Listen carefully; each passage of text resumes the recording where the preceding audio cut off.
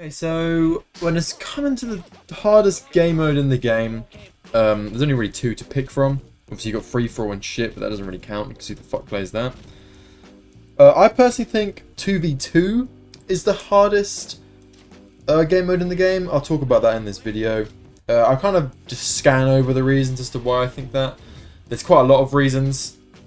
Let's just jump into it, really. Okay. Now, the first thing as to why it's a harder game mode than ones is because of how much more aware you need to be. So obviously in 1v1, you obviously only have yourself to look after. I feel like I just did a lot of obviously's, but you get the point. There's only you to look after. But whereas in twos, you have to look after yourself and your teammate. So in this example, right, my teammate's off stage, and you can see me, the Azor, is covering for him with some nairs. I even jump into that D-Sig. That wasn't on purpose, but it's coverage, okay? I'm providing coverage. Even now, when he's down there getting destroyed, I'm still providing coverage by hovering above him, hitting this Nyx with nairs, and just basically distracting him from going down and getting an easy kill on my teammate. So that's rule number one, okay? Oh, that's reason number one. You have to be so much more aware because you're looking out for yourself as well as your teammate, okay? Something else as well is, I feel like I should just get this out of the way, because this is a pretty big one. You can get better at 1v1s by playing twos, but you can't get better at twos by playing 1v1s, if that makes sense. So no matter how much you play 1v1s, it's not really going to affect your gameplay that much, whereas in 2v2s, it will help you in ones.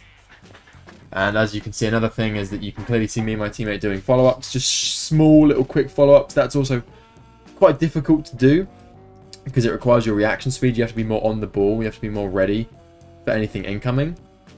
Even if it's just the smallest little thing, you know, just like you saw me do a sidelight recovery, or my teammate do a sidelight recovery on gauntlets. You saw me do the recovery with the bow. It's a small little thing, but it's really good because it just guarantees that kill. Another thing to add to the list is that you also need to be prepared to do some risky things to bring back the game. So as you can see in a second, we're going to start losing this game pretty hard. Because my teammate he messes up a few things. He gets like gimped when he's white 2-stock, I think, something like that. I can't remember. And you'll see me pull off some risky things just to get the stocks back equal, which needs to be done, okay? Because in them moments like that, it's really important whether you win or lose, because it kind of decides the game. You'll see what I mean, okay? You might think I'm talking rubbish, but you will see what I mean. As you can see now, we're kind of just trying to focus on follow-ups. But these guys are really good. These guys are 2400. So these guys were strong players. You can see simple follow-ups, like I said before, just like that ground pound from the side sig. But here you go. You can see my teammate gets killed on his second stock pretty early, when the other two are 2 stocks yellow. I need to now do something to bring this game back. So in order to do that, I go off stage. I perform some risky things. Obviously, their dare wasn't too bad, but going off stage against hammer when you have bow, not really ideal. So it was risky, but it paid off in the end. And that won us the game, I believe. So things like that you need to be prepared to do. And you need to be able to as well. You're not just prepared to do it, but you need to actually be skilled enough in order to perform things like that. Because that, like I said, that is a deal breaker, okay? That will make or break the game, depending on whether you pull it off or whether you don't. Another thing is saves as well. Saves are obviously much more important because you need to be so aware of spacing and prediction and chemistry with your teammate as well. So many factors go into saving. I don't really have any examples because I don't think we got any like really important saves this game, just simple things. But even if it's something just going down to the stage and allowing your teammate to hit you so they get a chase dodge, or whether it's going all the way down to the bottom of the stage to hit them with something to bring them back up, it's all on the same level. It's all very difficult. Spacing wise, you know, it's hard to get good at. There are some people that can save from nearly any situation.